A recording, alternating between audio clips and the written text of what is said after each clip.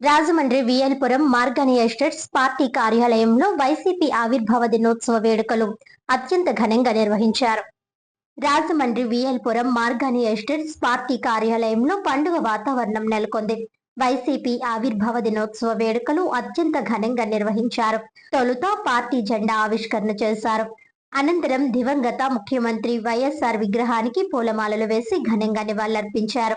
జననేత వైఎస్ జగన్మోహన్ రెడ్డి నేతృత్వంలో 15 ఏళ్ల ప్రస్థానం ముగించుకొని 16వ ఏట అడుగు పెడుతున్న సందర్భంగా వైఎస్ఆర్సీపీ పార్టీ జాతీయ అధికార ప్రతినిధి రాజమండ్రి మాజీ ఎంపీ మార్గని భరత్రామ్ ఆదేశాల మేరకు ఈ వేడుకలు జరిగాయి.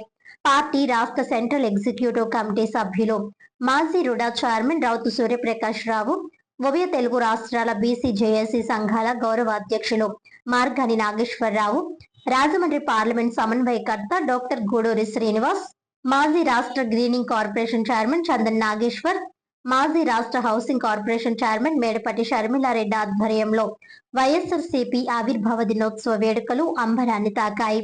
ఈ కార్యక్రమంలో రాష్ట్ర పార్టీ సంయుక్త కార్యదర్శి Gurram Gautam Ram, senior trade union నాయకులు వాసంశెట్టి గంగాధర్ రావు, దాసి వెంకట్రావు, 15వ వార్డు వైఎస్ఆర్సీపీ నాయకులు టౌన్ సెక్రటరీ పంపన శ్రీను, మతాల వినోద్ కుమార్, మధ్య అప్పారావు, సప్ప ఆదినారాయణ, మాజీ గాండ్ల తెలుగుల కార్పొరేషన్ చైర్మన్ సంకిస భవానీ ప్రియ, మార్తి నాగేశ్వరరావు, కాటం రజనీకాంత్, ఆర్ఏ చిన్ని, పీతా రామకృష్ణ, కృష్ణవేణి, అనంతలక్ష్మి, వైసీపీ శ్రేణులు ఉత్సాహంగా పాల్గొన్నాయి.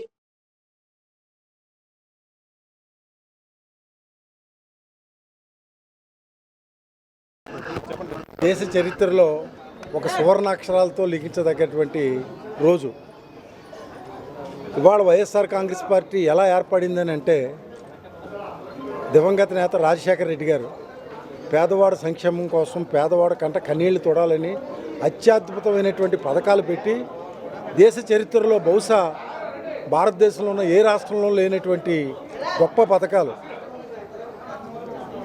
పేదవాడు ప్రతివాడు కూడా ఆరోగ్యశ్రీ అనేటువంటి పథకం పెట్టి దేశ ప్రజలందరూ కూడా ప్రాణప్రతిష్ఠ చేసినటువంటి వ్యక్తి రాజశేఖర రెడ్డి గారు.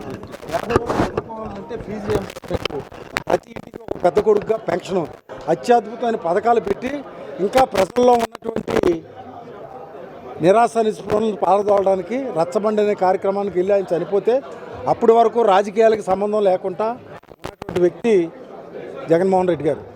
నేను ఏం చేతనంటే, రాజశేఖర రెడ్డి గారు పీసీ ప్రెసిడెంట్గా ఉన్నప్పుడు నేను సిటీ కాంగ్రెస్ ప్రెసిడెంట్గా, ఆయన 2 సార్లు ముఖ్యమంత్రిగా ఉన్నప్పుడు 2 సార్లు ఎమ్మెల్యేగా చేశాను. నాకు ఆ కుటుంబంతో బాగా సన్నిహితంగా బాగా తెలుసు. ఏ రోజు జగన్ గారిని చూడలేదు. రాజశేఖర రెడ్డి గారికి ఒక అమ్మాయి అబ్బాయి అనేవారు, ఎలా ఉంటారో కూడా ఎవరిని చూడలేదు. ఎప్పుడైతే ఆయన రచ్చబండ అనేటువంటి కార్యక్రమంలోకి వెళ్ళి చనిపోయిన తర్వాత తండ్రి ఆశయాల కోసం ఆయన వైఎస్ఆర్ కాంగ్రెస్ పార్టీని స్థాపించడం జరిగింది. ఇది దేశ చరిత్రలోనే ఒక సువర్ణాక్షరాలతో లిఖించదగ్గటువంటి రోజు. ఎందుకనంటే, నాకు రాజకీయాల నుంచి కూడా విద్యార్థి నుంచి రాజకీయాల్లో ఉన్నాను.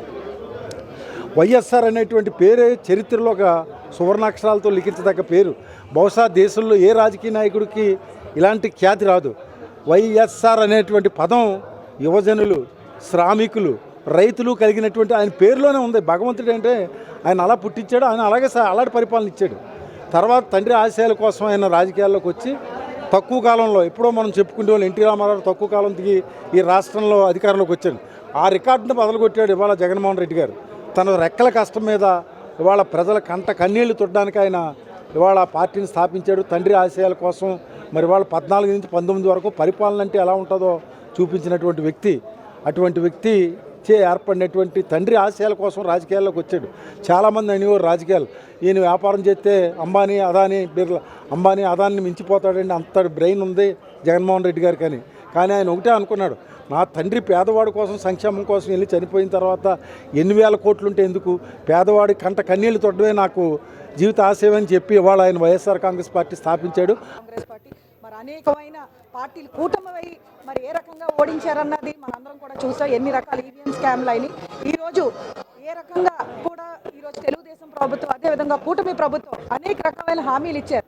సూపర్ 6 అన్నారు, సూపర్ హిట్ అన్నారు. మాటలు చెప్పుకోవడానికే మిగిలిపోయినాయి, కానీ ప్రజల్లోకి వచ్చి ఏంటా సూపర్ 6, ఏంటా సూపర్ హిట్ అంటే ఖచ్చితంగా మరి ప్రజలే ఖచ్చితంగా బుద్ధి చెప్తారని మరి మనందరికీ తెలుసు. జగన్ అన్న మాట ఇచ్చాడంటే మాట తప్పని మడమ తిప్పని నాయకుడు ఎవరైనా ఉన్నారంటే అది ఖచ్చితంగా జగన్మోహన్ రెడ్డి గారు. తండ్రి ఒక అడుగు ముందుకేస్తే మరి 10 అడుగులు ముందుకేసుకుని వచ్చి ఈరోజు పార్టీ పెట్టి పార్టీలో నిజంగా ఈరోజు కార్యకర్తల కింద నాయకుల మీద మేము కార్లు ఎగరేసుకుని చెప్పగలం.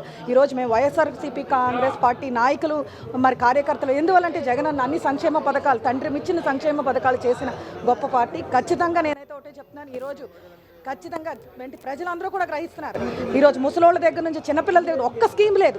ప్రతిదీ కూడా అప్పులు చేసేసి ఈరోజు వాళ్ళ యొక్క ఆర్భాటాలు, వాళ్ళ యొక్క కుప్పిగొంతులు, వాళ్ళ డ్యాన్సులు ఏంటంటే ఈరోజు రాష్ట్రం ఇన్ని కష్టాల్లో ఉంటే ఒక్క సంక్షేమ పథకం వేయకుండా ఆ డ్రామా ఆర్టిస్ట్ మీద డ్రామా కంపెనీలు నడుపుతున్నట్టు ఏంటి ఆ ప్రోగ్రామ్స్ అంటే ఖచ్చితంగా ప్రజలందరూ కూడా గ్రహిస్తున్నారు. రానున్న రోజుల్లో మరి ఎప్పుడు ఎలక్షన్ వస్తుందా అని, ఎప్పుడు జగనాన్ని సీఎం కింద చేసుకోవాలని చెప్పి అందరూ కూడా ఆసక్తిగా ఉన్నారు. ఖచ్చితంగా ఈ యొక్క వైఎస్ఆర్సీపీ జెండా రానున్న రోజుల్లో రెపరెపలాడుతుందని గట్టి నమ్మకం మా అందరికీ ఉన్నది. 16వ వార్షికోత్సవం సందర్భంగా వైఎస్ఆర్ పార్టీ యొక్క దిగ్విజయ యాత్రని మనం ఈనాడు ఒకసారి స్మరణకు తీసుకొస్తే, ఒకే ఒక్కడు ఈ యొక్క పార్టీని నడిపించేటప్పుడు ఎవరొచ్చి అడిగి ఈ పార్టీలో చేరతానంటే అన్న ఒకసారి ఆలోచించుకో, మనం కష్టాల్లోనే మనం మనుగడ సాగిస్తాం కాబట్టి మీరు ఒకసారి ఆలోచించుకునే మీరు పార్టీలోకి రండి అని చెప్పిన మహానుభావుడు ఒక సాహసవంతుడు జగన్మోహన్ రెడ్డి గారు. అటువంటి జగన్మోహన్ రెడ్డి గారు 16 సంవత్సరాలు ఈ పార్టీని నడిపిస్తూ ఈనాడు జ్యోతిబా పూలే అంబేద్కర్ యొక్క ఆశయ సాధనకే ఆయన యొక్క ప్రభుత్వంలో ఆయన ఇచ్చిన పథకాలు మనకి నిత్యం స్మరణకు వస్తూనే ఉంటాయి.